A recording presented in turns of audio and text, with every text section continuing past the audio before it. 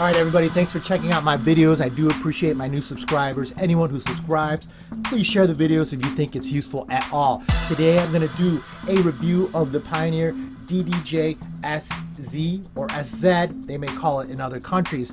It's been a top-of-the-line Pioneer product controller for at least a couple years now. I believe that Pioneer has come out with a DDJ-SZ2 or the newer version of this. The review of the Pioneer DDJ-SZ or SZ is coming right up.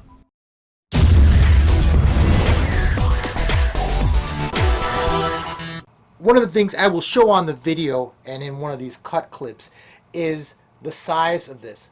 This is basically the size of two battle style turntables and you know, your average battle size 2-channel mixer. So it does take up a good size. It is not an SB3, it is not SB2, it is not compact.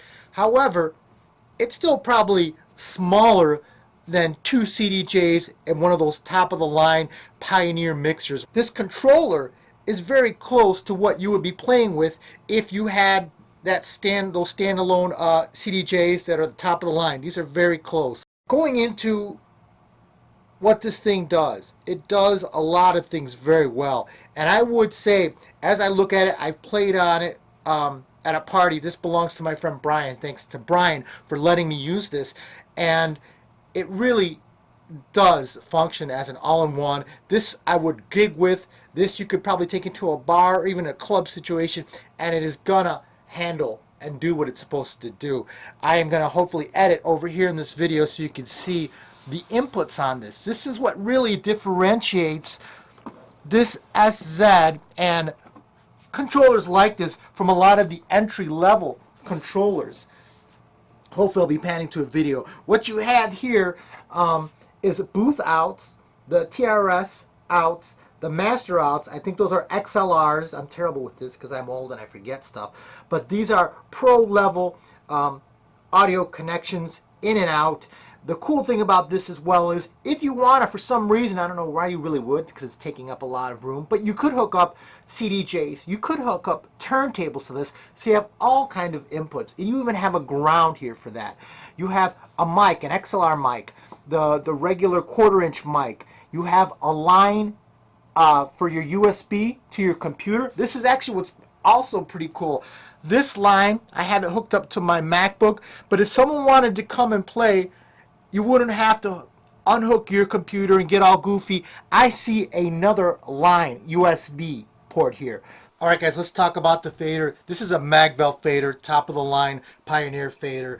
You're going to get a lot of scratching out of it. You're going to get a lot of fades out of it, and it's not going to bleed.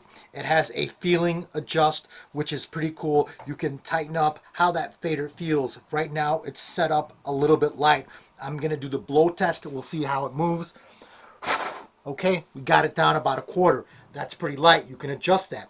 If you go to the front of this, you have a crossfader curve as well. You can go from a sharp cut for scratching to a blending type crossfader setup. For the headphones, we have that bigger 1/4-inch, which is very common, but you also have the small one, the 3.5 millimeter. Sorry, I'm dropping things around here. When you look at this setup here with this controller, one of the other things that I thought was really cool is that, and it's pretty common nowadays, but you do have full kills on your EQs. You have the trim level. You could set, by looking at here on your effects, hopefully you could see that, you could set your effects from one channel to the other, no problems. You have these color effects that are down this strip right here, and it comes with built-in effects. So this is going to be on it. You could use this with CDJs or turntable. It's not software driven. You have the echo, a jet, a pitch, and a filter, and you would assign that over here. And these color knobs, I think that's what they call them, the silver ones towards the end of each channel strip, you're going to be able to put it low, a high filter, etc. Really cool sounding effects. It also has these it's called these oscillator effects, and what you have on it is 4 of these that are more or less sound effects, and you could also with the parameter adjust these. I think they sound a little bit on the corny side, but you might get some fun out of it. Let's mess with that right now.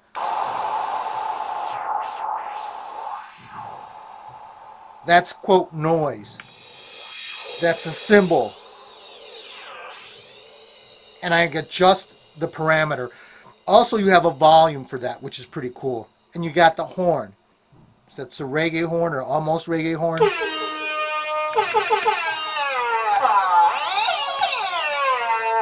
And a siren just in case the popo are coming. Or if you want to storm Area 51. That's very topical right now. That won't make sense 2 or 3 years from now, hopefully, unless the aliens take over. But anyways, another feature that I like on this, these tempo pitch faders. You could go 8, 16, I believe it's 50. I'll write it up in my video if I said that wrong. But you're going to be able to get nice blends, nice long pitch faders. Another thing on this, and I keep saying another thing, so bear with me here. It's kind of hard to remember all these things.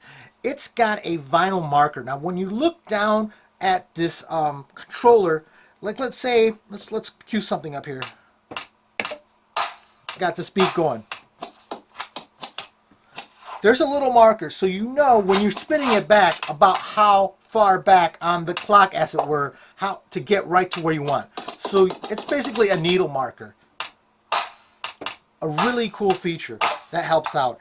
I'm trying to, brainstorm here and remember some of the features, some of the most important things. And guys, forgive me because I know this controller has been done before, but I'm trying to go a little more in depth.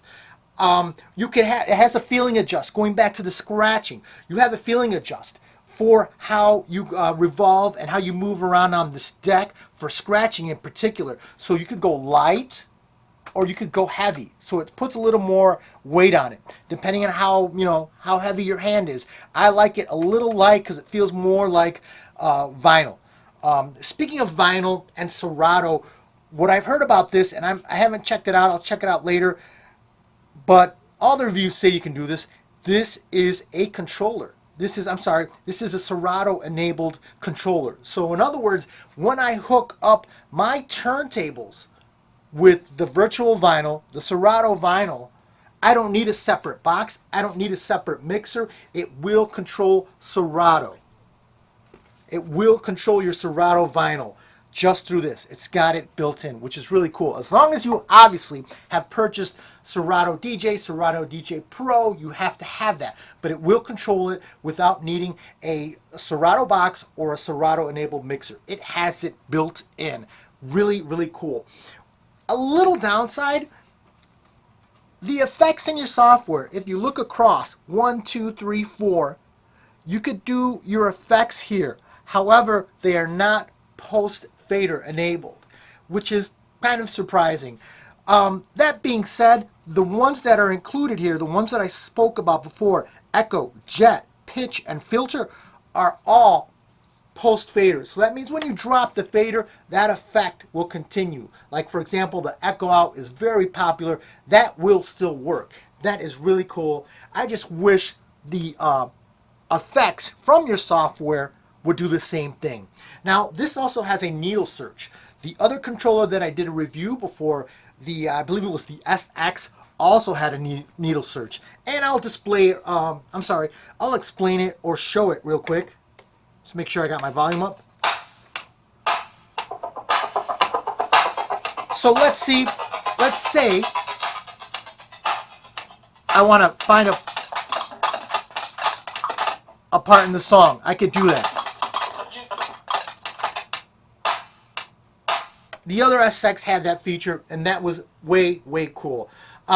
Like the Pioneer, I think they're the Nexus decks or the fancier CDJs that these guys play out on these days, you could load from your software using this button right here. So once I press this button, you can't tell right now, but if you were looking at my my MacBook Pro, it's going through my files. You can hit this again, and if you got something loaded, it will instant load. You got 2 of the same track just by hitting this button. And this will also make you go through the menu like I just said. And what's really cool, it is on both sides. So I could go back to the different crate, I could load that, hit instant doubles on the right as well as the left deck. Really cool adjustment. It also has this sensor feature. So let's say you're playing Tupac's greatest hits, but it's not edited. Well, let's play this. Let's say it's got it. You're jamming it. Tupac's gonna say some crazy stuff. You could censor it. It does an instant reverse, so it's kind of like a cool way to censor it. Let's get into some of these effects, because a lot of the stuff, this has been talked to. I just wanted to give you my spin on this. Let's get into some of these effects with the color effects that they talk about. Let's start this over. Oh, real quick. Also, you can adjust how it winds down. So you can have a fast or a slow wind down, almost like a turntable, like hitting the stop button. I'll show you that right now before I forget. And you can adjust that. That's kind of a fast. Let's see if it's the difference here. There's a real slow wind down. There's a fast one. Let's try that again. Boy, it's really fast. It just stopped. Here's slow. You hear it wind down. So you could use 4 decks. For all you monsters out there that can play an a cappella and whatever beat track going on, you could do that. I haven't found that necessary. I will never be that good of a DJ. I have enough problems with 2 songs. Anyways, it's just packed, loaded with feature. It sounds great. There's a lot of stuff to play with here.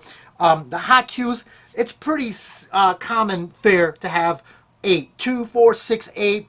You could go to your hot cues, you could go rolls, you could go to your slicer, you have a sampler. What's cool about the sampler, like on a lot of these mixers, a lot of these quality mixers and controllers, you've got your own volume for the sample. Let's see if I got a sample loaded up. Johnny Tapia. And once again, you could use your effects, these color knobs, to affect that sample. Johnny Tapia.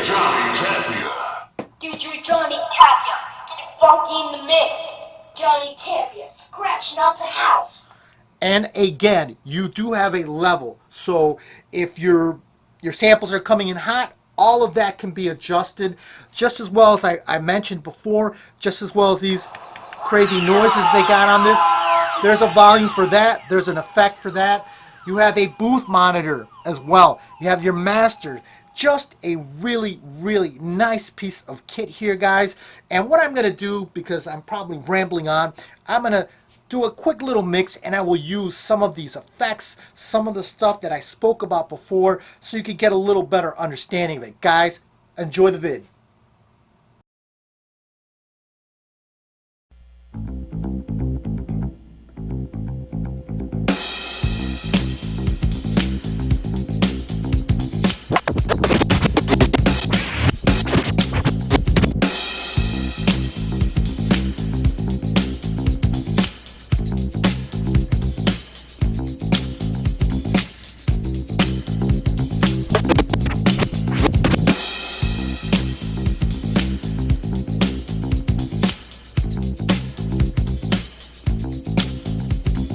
You're in the mix with Johnny Tapia.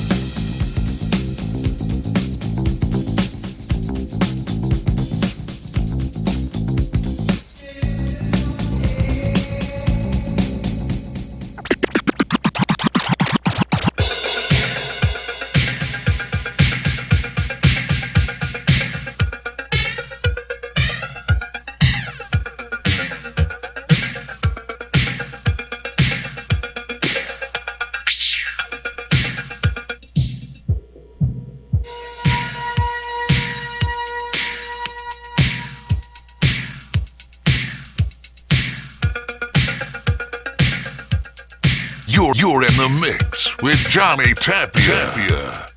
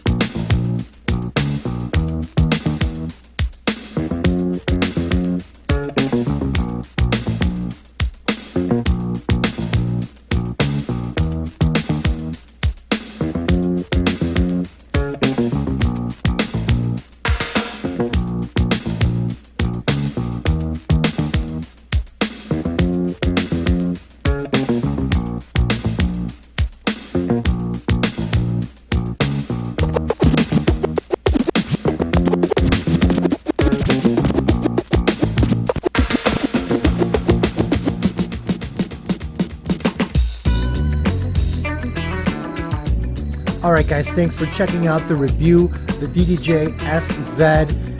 The reviews have been done before, and there is an SZ2 version, and it goes about for $2,000. You can find the SZ, the original SZ that I just reviewed, for anywhere as low as $800 secondhand. But I say $900 to $1,000 is a good deal. It's a really nice controller, probably the best you can get for the price. And I just wanted to give you my review. I hope you guys enjoyed.